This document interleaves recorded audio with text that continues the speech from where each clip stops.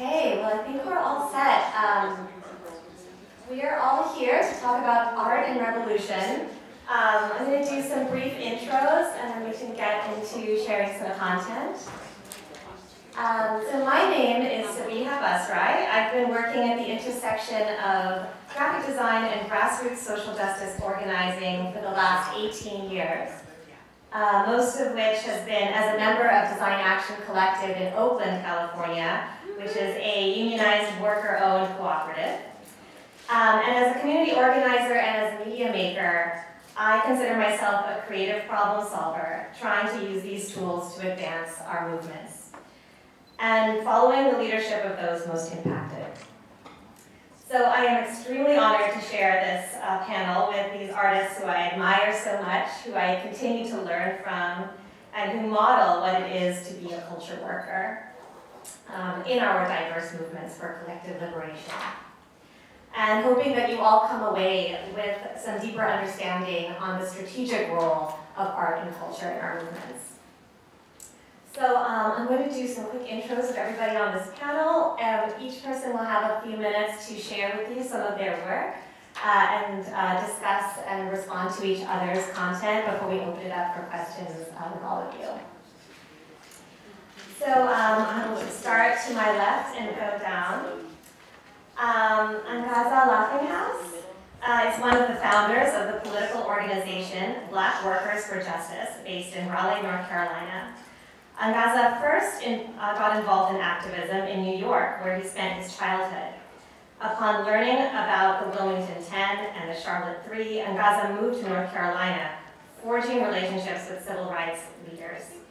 As his activism grew, and his organizing work eventually was instrumental in the establishment of the Black Workers for Justice, a labor rights organization that resulted from protests against the unfair treatment of female workers at a Kmart in Rocky Mount, North Carolina.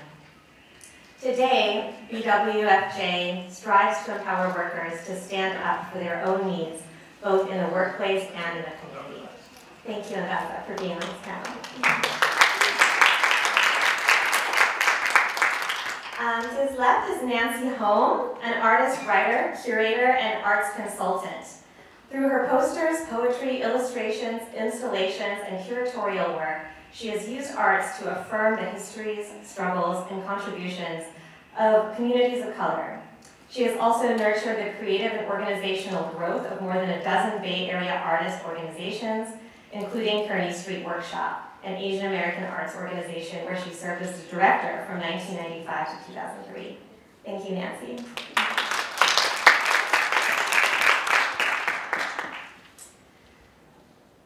Jesus Barraza is a co-founder of Dignidad Rebelde, a graphic arts collaborative that produces screen prints, political posters, and multimedia projects.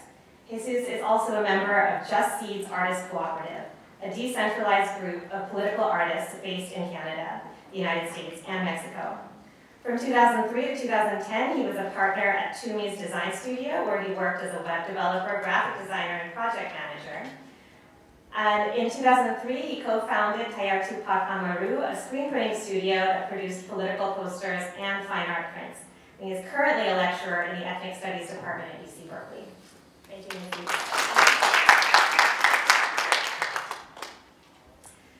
And finally, Emory Douglas has been a resident of San Francisco, California, Bay Area since 1951.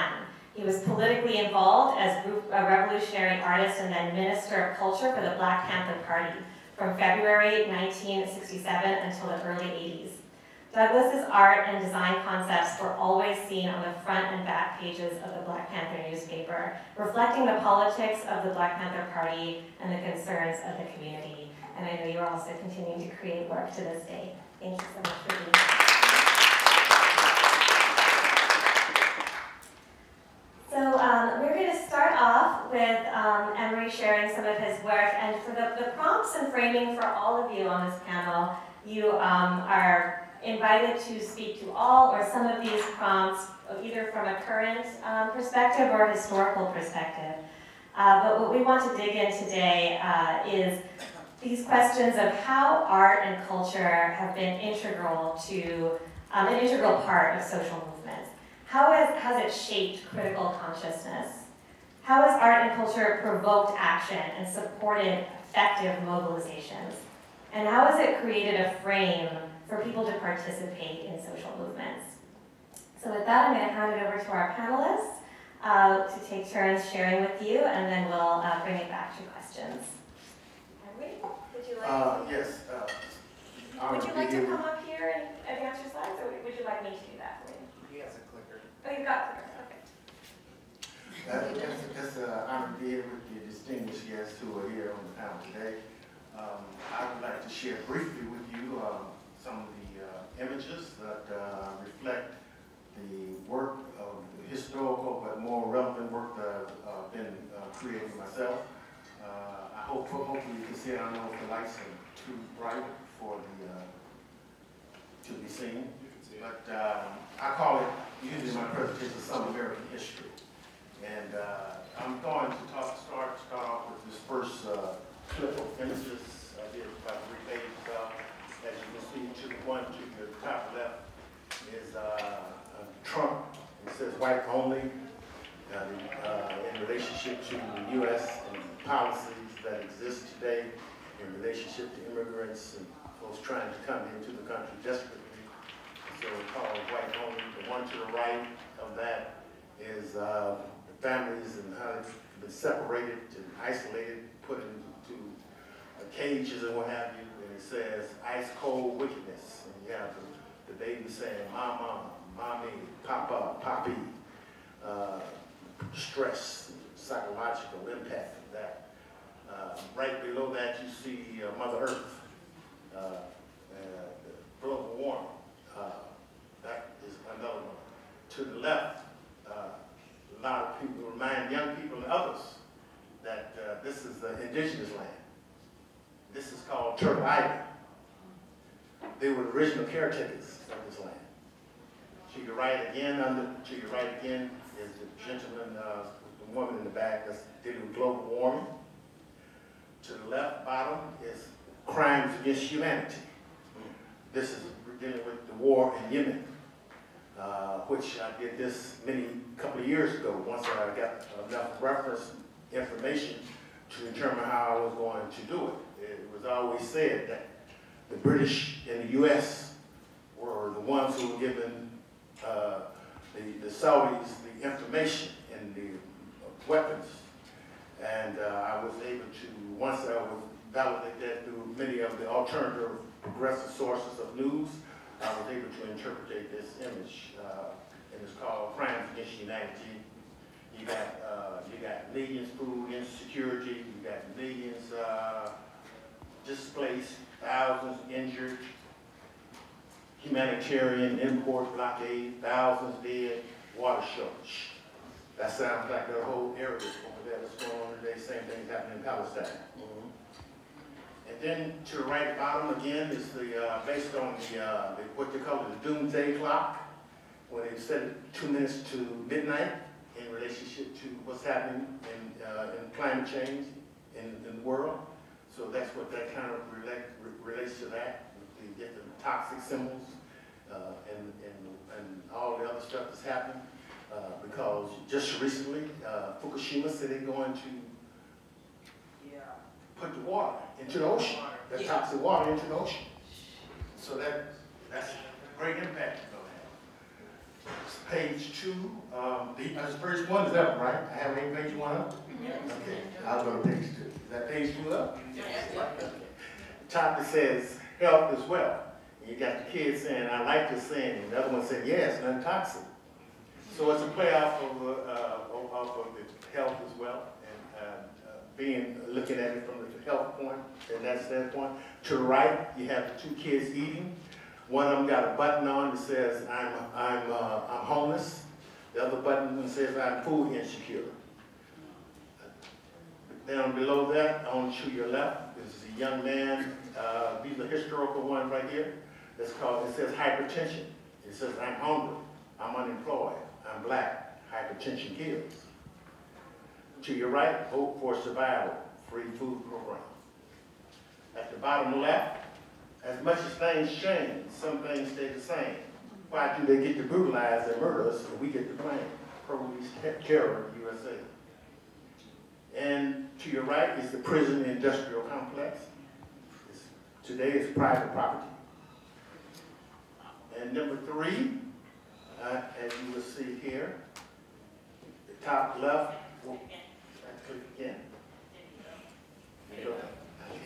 Number 3 is top right is Freedom woodcut that was done, linoleum block woodcut.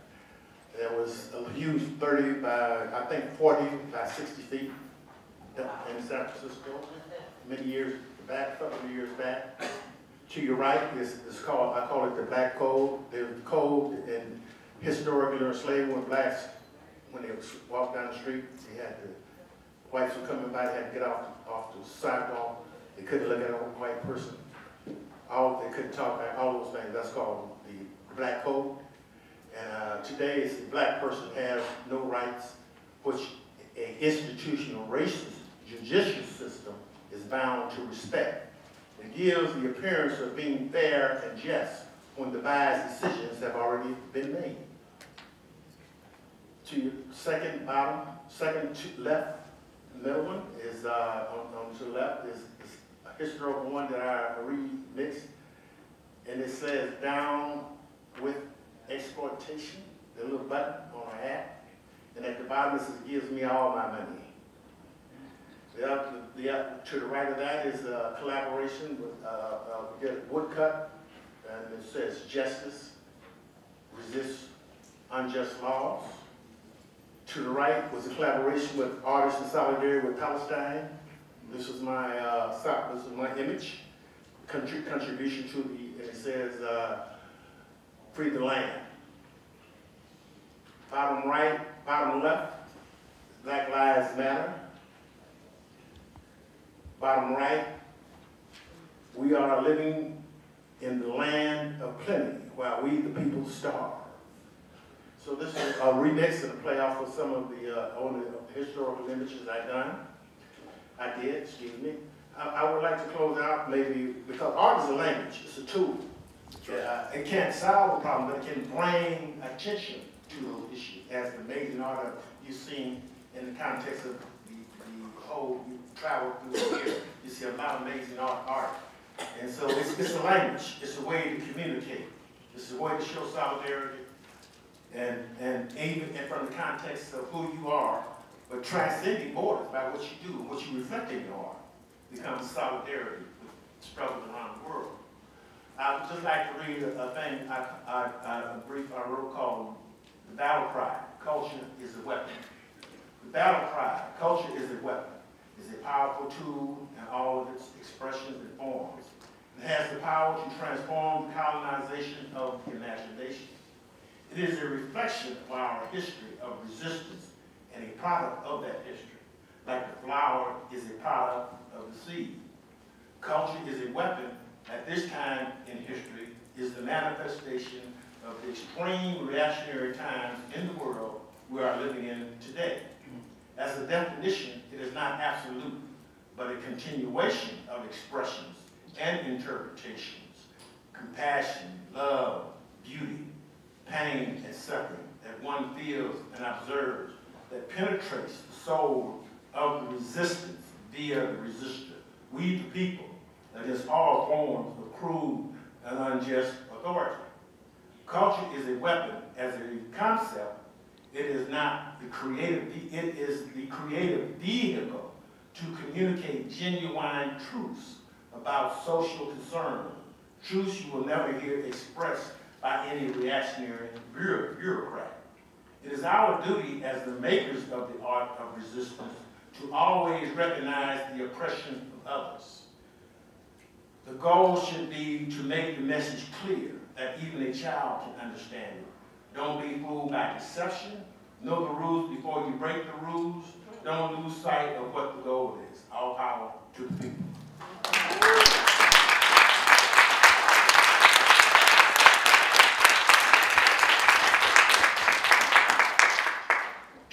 Thank you so much, Emory. I'm going to invite Jesus to go next.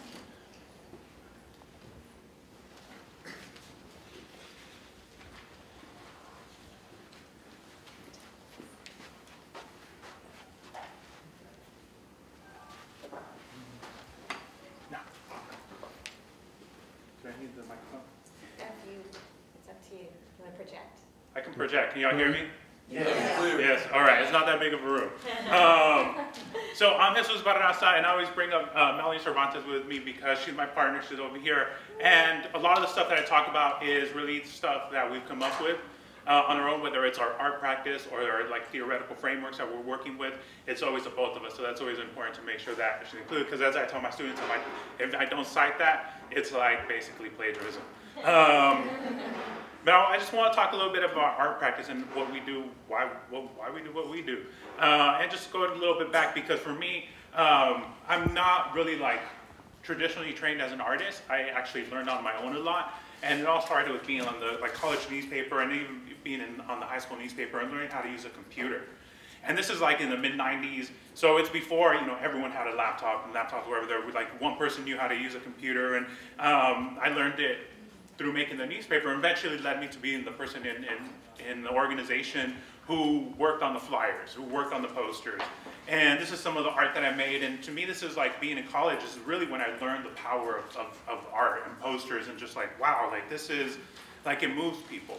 And these are things that happened around the Third World Strike at UC Berkeley, where students went on a hunger strike to defend the ethnic studies program, make sure it kept being funded. And so after I left college, I majored in Angaza studies, like ethnic studies, and my first thing was, well, I had also basically was a graphic designer. So I got a job at the Mission Cultural Center here in San Francisco, where I started to learn that part of my job was going to be the graphic design, but then also making posters that would be screen printed. And so then I learned screen printing, which was this amazing thing of being able to like produce my own artwork, and these are some of the early pieces I made.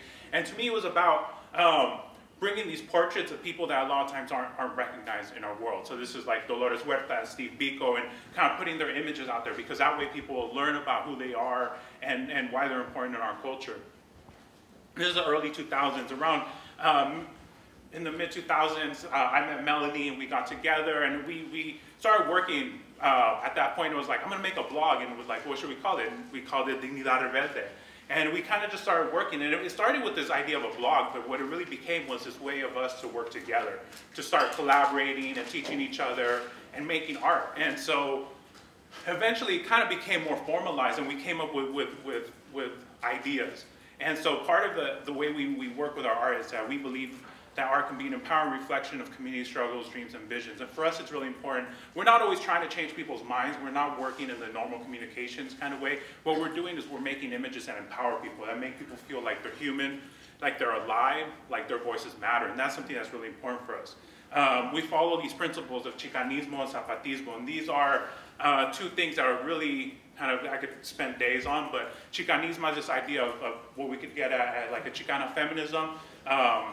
In the 90s, there was this concept called Sisters at the Center, so that was kind of important for us. And Zapatismo is about indigenous kind of self-determination. These are some images that kind of reflect that kind of Chicana feminism that we put in our work. This is a little bit about where we're at, because we're in Oakland, so as people who were not born or not native to the Bay Area, we always think about self-determination and autonomy. And so this is a poster that Melanie designed for Occupy Oakland, talking about kind of the original people, the Ohlone there, so talking about how this is Ohlone land. And for us, it's really important to use our art to support these kind of campaigns. And so this was a poster we did in 2011. And around that time, there was also an occupation going on in Vallejo, which is about maybe an hour away from here, that was being led by the local Ohlone community. And for us, it was about how can we support? Because what they were doing was that they were defending a land that was basically a shell mound, which is a burial ground. And the local Parks and Rec wanted to go and build a bathroom there, put some lights, some parking. And so it was like, this is a cemetery, and you want to start a hiking trail, a running trail, and put parking. That's kind of disrespectful. So what they did is they created an occupation. This is basically lasted about 100 days. And what we did is we supported through making art. On your left is a Protect Segura Te, which is Segura Te is the land area. And so this is a poster that Melanie made to help them. We created an edition. They were able to sell it to fundraise, because it's expensive to run an occupation. And the one on the right is one that I created for the Segurite Land Trust. So they're trying to now create a tax for people who live in the Bay Area to buy their own land. So it's not the perfect way of getting their land back, but it's one of the ways of doing it.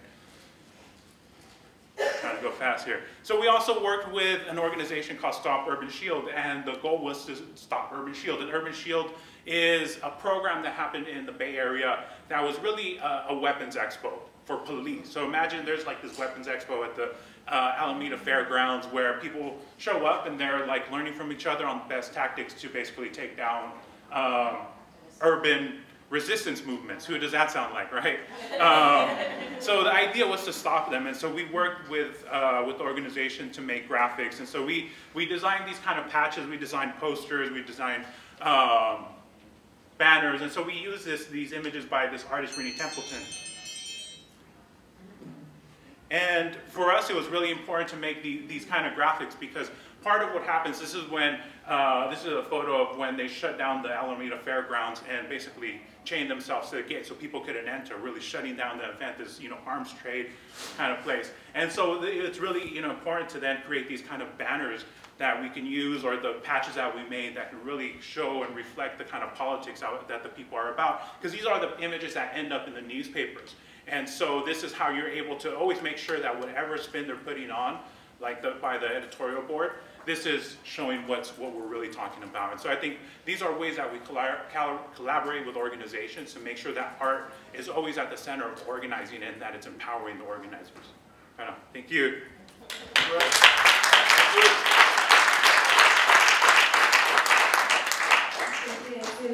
Nancy, can I invite you to come up to share your slides, or would you like to speak first? Well, I don't think I can juggle the paper and the mic and everything else, so I'm going to talk from here. I hope you can hear me.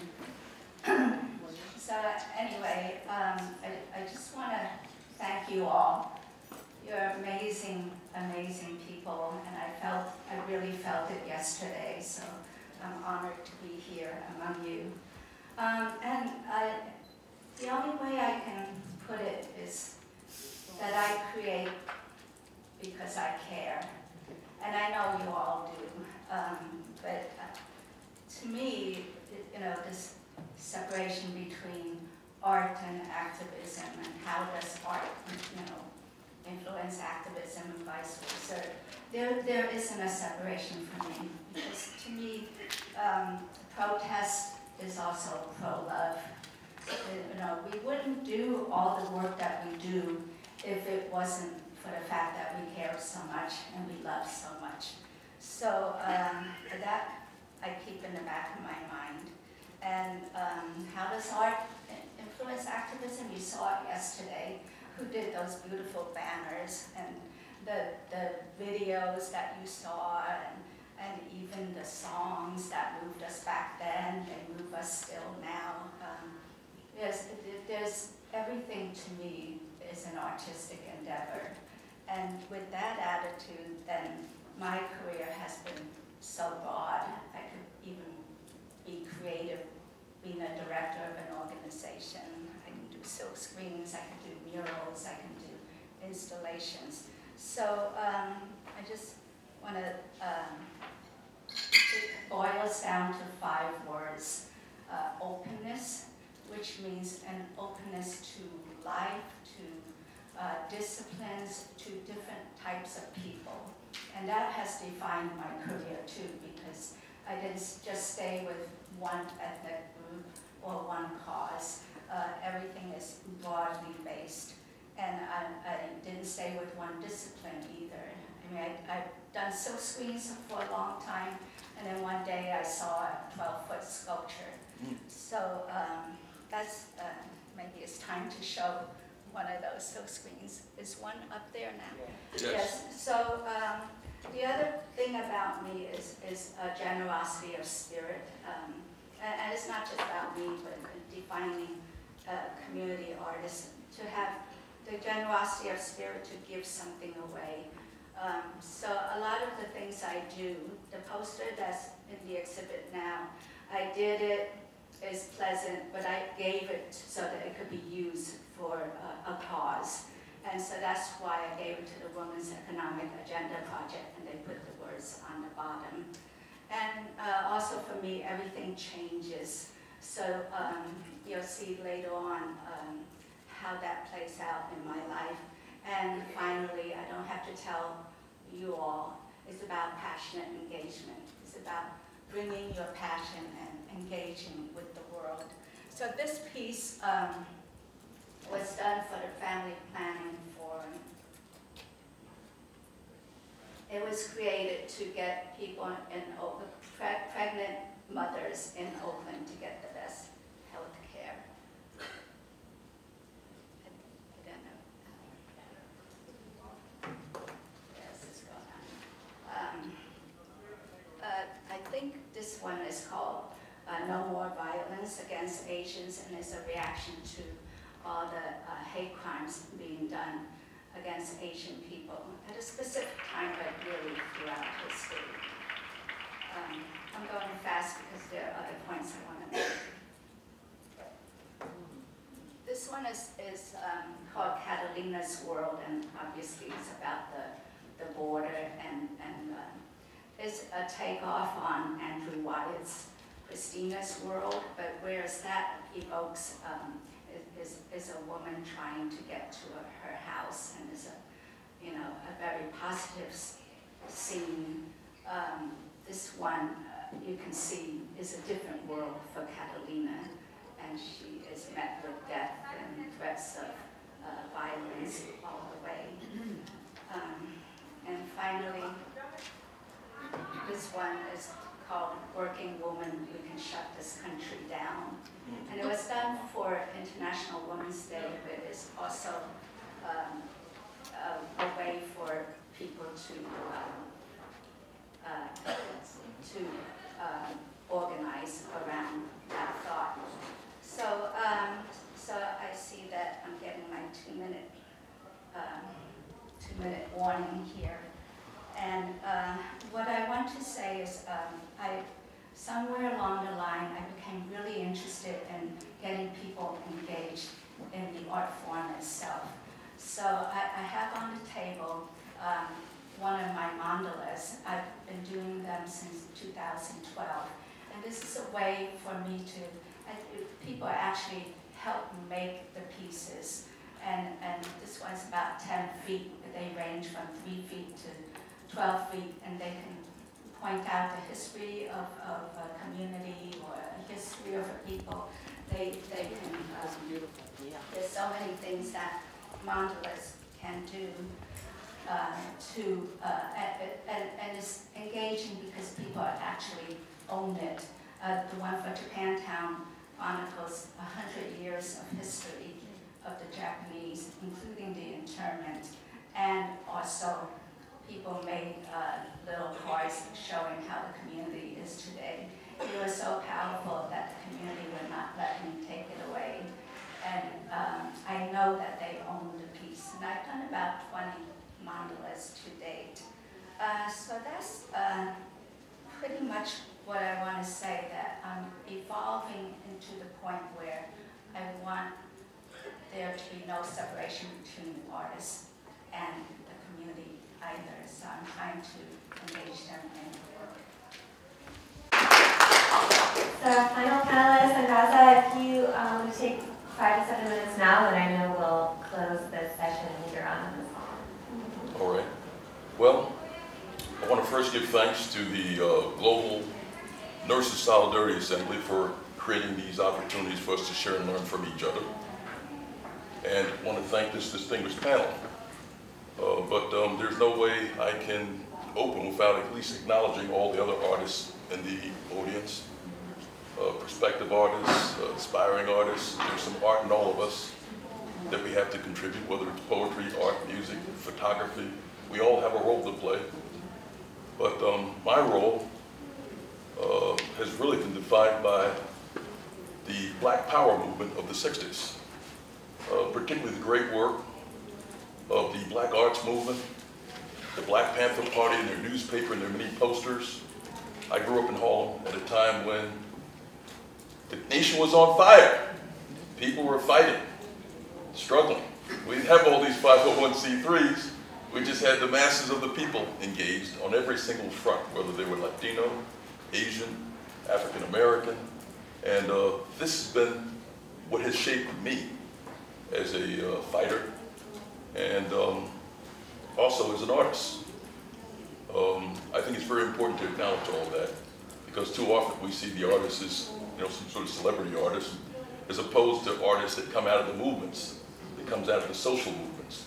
I came out of the social movements, and so did many of the members of the Fruit of Labor Singing Ensemble and all the other volunteers that helped build the 5 pillars, which we're going to speak to. If Nathan Ed can come forward, I want to acknowledge Nathan Ed Mayo, one of the co-founders of the Fruit of Labor Singing Ensemble, one of the co-founders of the Fruit of Labor World Cultural Center, which is a building that we actually own, because we know we have to build our own institutions. Self-determination is more than just a phrase.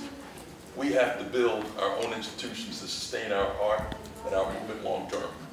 And just want to acknowledge that we perceive ourselves more as cultural workers as opposed to artists. And our job is also to develop and nurture a new wave of cultural cadre to continue this long tradition. That is our job as cultural workers. We have to play that role too, rather than just produce our own music, our own art. Although I am a visual artist, a singer, I'm known as the Boom Boom Man, sing a little bass. We're going to do a little singing towards the end. But I think our challenge, though, is using the arts to engage everyday working people and oppressed people in an experience, to learn, to share their stories, their history, and our vision for making a better society and a better world. We got to make sure that the artist is part of the resistance as well, working directly with organizations. The Fruit of Labor Singing Ensemble, we are the cultural ambassadors of a political organization that's been around since 1981, Black Workers for Justice.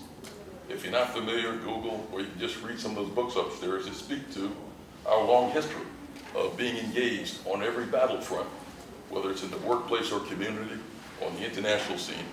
On that note, I want to just speak to the 5 pillars. Nathan, that's going to take us to a website, fruitlabor.org.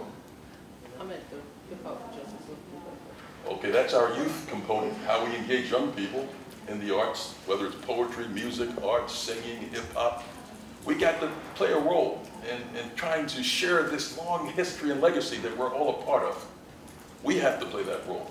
So we have a group called Hip Hop for Justice, our youth arm of the cultural movement, and there's some powerful folks. Some of them started when they were in middle school. Some of them are 32, 34 now. That shows you how I'm dating us, Nathan. And another component, what do you got there on the screen now, man, since I can't see? If you want to play the video or no? Yeah. She's showing you a little piece of Hip Hop for Justice. The issues of working class people. You'll see there's a room pack of young people. They're looking for union halls, looking for community centers where they can gather and where they can learn from some of these artists sitting at this table here and the many other artists out there. And I saw, wow, Hip Hop for Justice, and that would really resonate with everybody who listens to it. I think it brings it home. But this is really just a neat part of it, man. The meat of it brings it closer, at least that's familiarity that much stronger familiarity. We're going to have to move forward with that. I was hoping she showed the other one of the actual cultural center that we own. We own our own building. It's very important that we own our own buildings and institutions. They serve as collateral oftentimes to purchase other venues. One of the things we learned from the Black Arts Movement, since I only have 2 minutes left, we saw them build things such as the National Black Theater. We've seen them build art studios like the Home Studio Museum in Harlem on 125th. We actually built artistic institutions back in that period.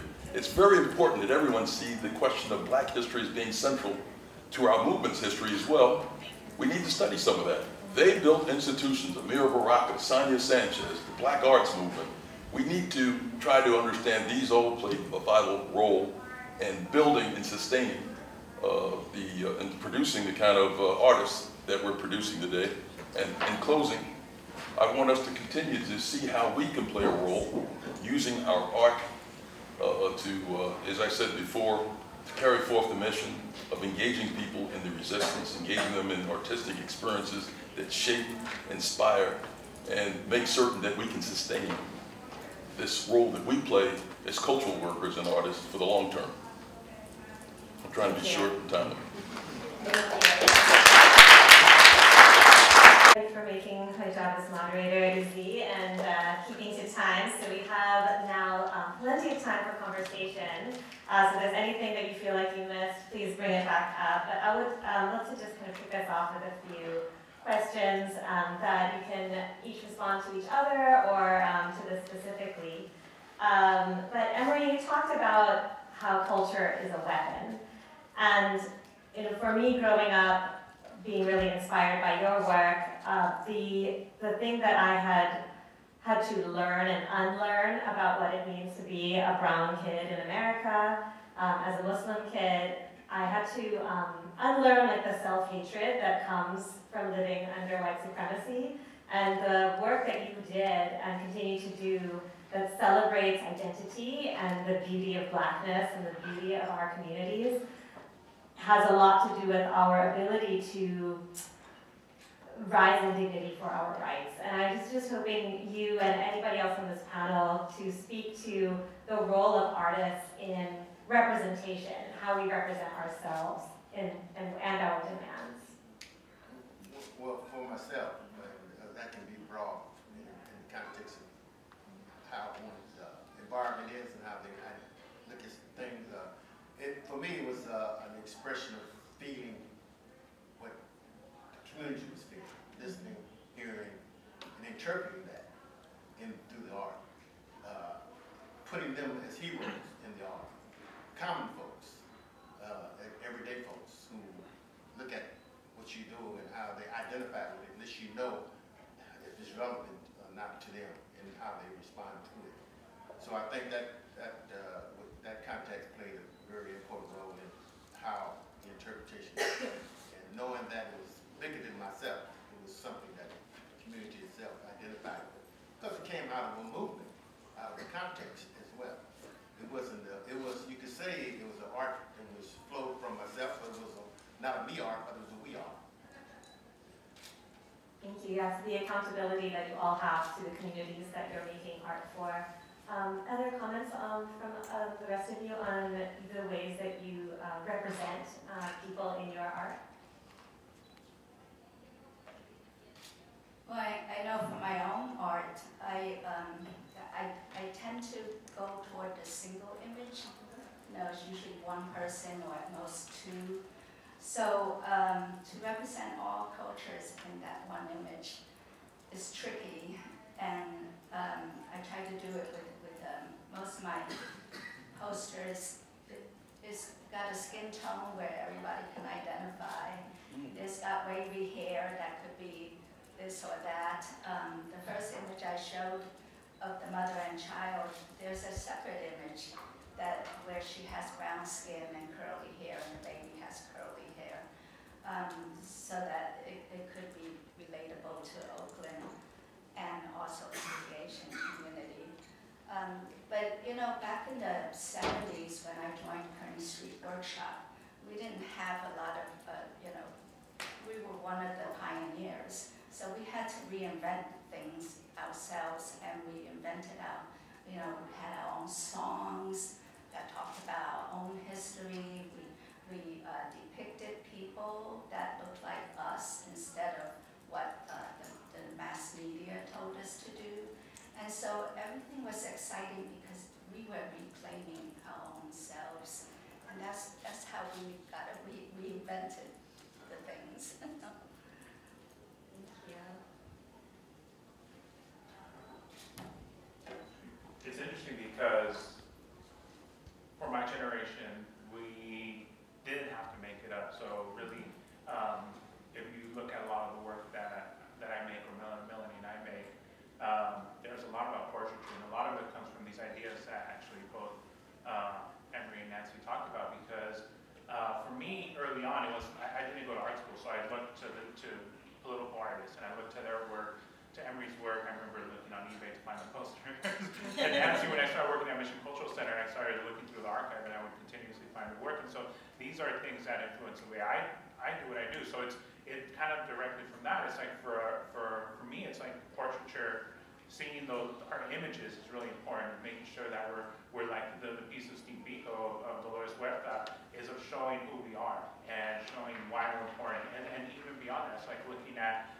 portraits of the people that we make and of people in our community, and showing how important they are as organizers, as artists, as workers. And for us, that is, art is about uplifting our people and about engaging ourselves in positivity and enthusiasm in our work.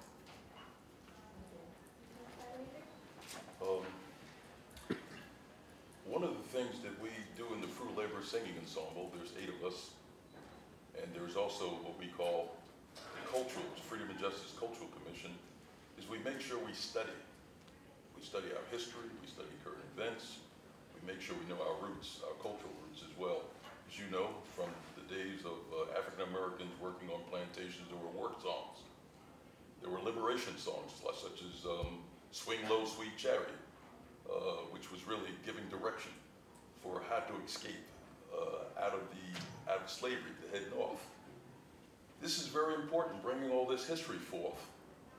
We've learned some of this from our travels to meetings with Kasatu in South Africa, with the Workers' Party in Brazil, with the Bolivarian Revolution led by Hugo Chavez, as we traveled there and learned from those revolutionary cultural workers. Very valuable lessons about why we have to at least lift up this history that our art and our music stand on top of. And so we try to also include contemporary examples of struggles that inspire people, like the song song Never Again, about the Hamlet Imperial Food Fire in 1996, where 25 people died in a poultry plant because of fear. And we try to share that story. Or the story about the Moral Monday movement, where myself and 18 other members of my organization got arrested, along with Reverend William Barber. Nathan, what's that song entitled? Did she step out?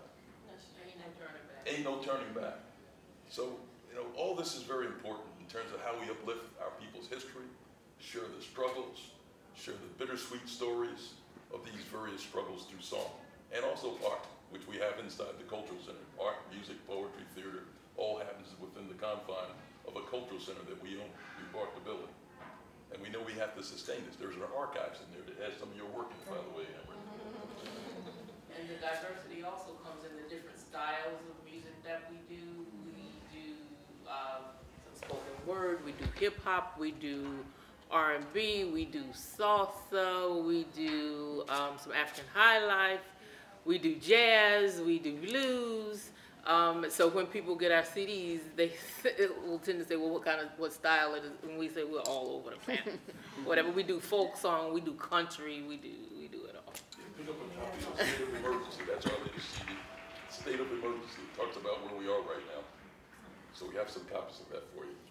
I have to pitch that, you gotta sell it. Yeah, we'll have no time to pitch any new projects coming up, but thank you all for speaking to this issue of the power of stories. And when we think about how our stories are heard, I also think about how our stories are stolen, co-opted, and sold back to us.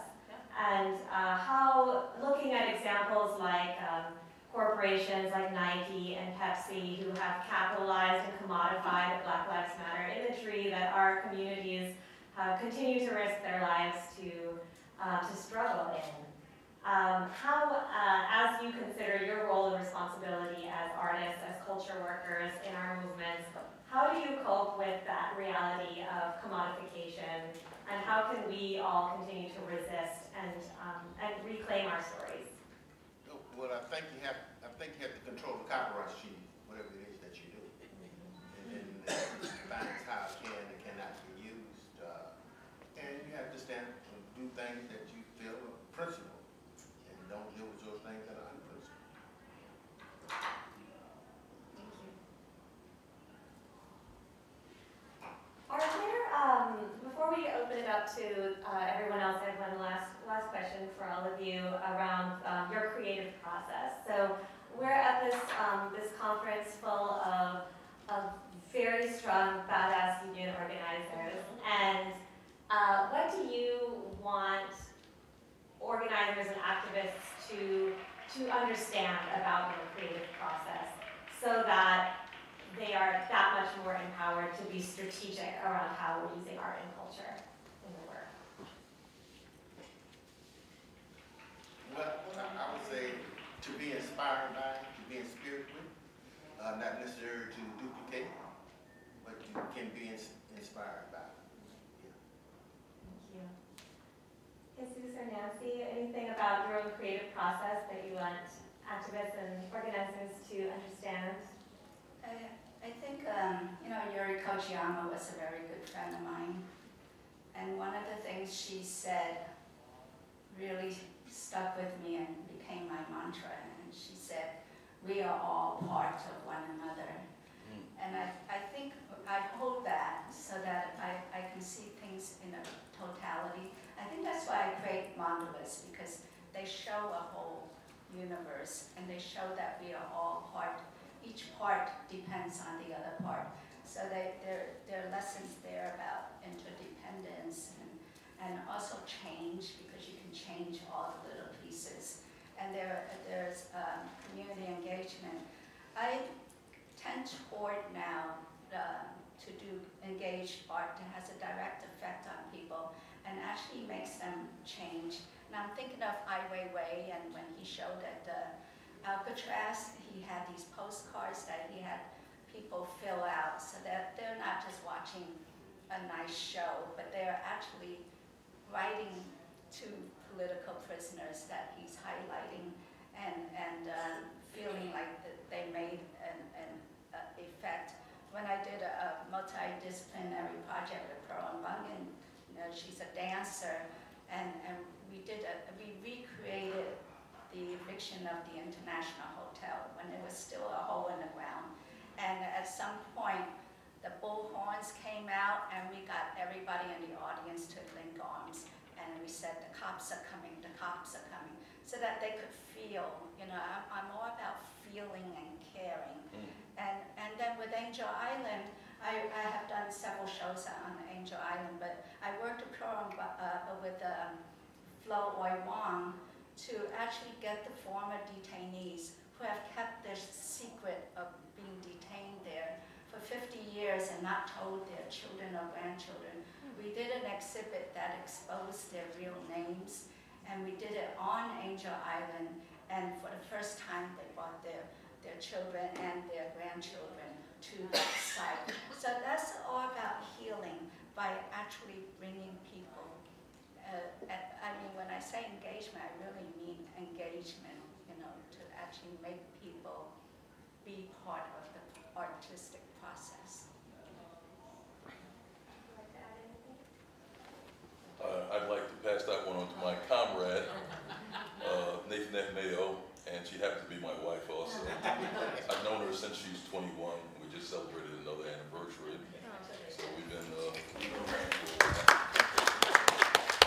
Anything about the creative process you'd like to add? So for us, I think that because we are artists who are involved in organizations, not just being members of Black Workers for Justice, but union members, members of environmental organizations, members of community organizations that are dealing with rebuilding after Hurricane Florence and the recent hurricanes in North Carolina, members of organizations that are dealing with police violence, accountability of police in the community.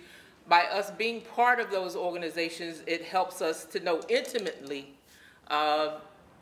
what's going on in the communities and how that drives what kind of art that we produce.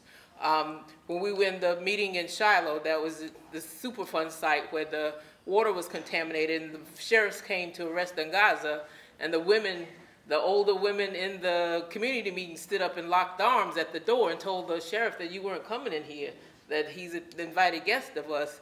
That fueled the song, The Story of Shiloh.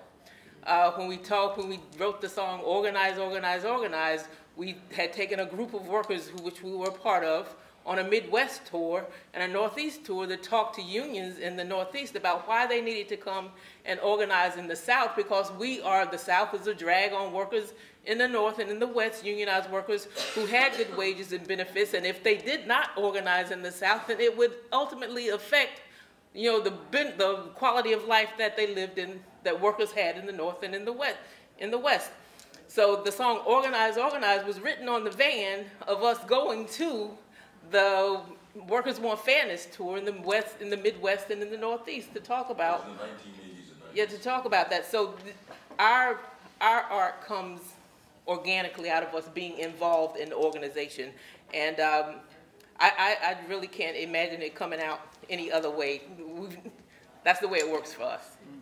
Now when our journey began, our hearts were filled with the dreams that we carried inside. But the sun grew red on the road ahead and the pike looked 10 lanes wide. Now the road is narrow and it wiggles and turns and the rocks slide bars away. But the dream will flower in the final hour when we clear the rubble away. Catch a second breath. Catch a second breath. Rain or shine or in between, we're working on a living dream. Come on now, Wood. Catch a second breath. Catch a second breath. We're not hanging on a living dream. We're working on a living dream. As time goes on and life goes on and the walls come tumbling down. Gotta tackle that U.S. war machine. It's the highest wall in town. There's a wall that separates rich from poor. Another part's black from white. There's a lot to do, both old and new, so do the right things right. Catch a second breath. Catch a second breath. Rain or shine or in between, we're working on a living dream. Catch a second breath. Catch a second breath. We're not hanging on a comment scheme, we're working on a living dream. Now if they made a movie of your life, my friend, you'd shine like a Hollywood star. You've never shirked the difficult work, you've made life better by far. So if for a time it's 2 steps back, no time to weep and moan. It's the people's hour, let's fight the power and carry the dream on home. Come on, y'all. Catch a second breath. Catch a second breath. Rain or shine or in between, we're working on a living dream. Catch a second breath. Catch a second breath. We're not hanging on a comment sheet, we're working on a living dream. Let's end it there. Good, very good.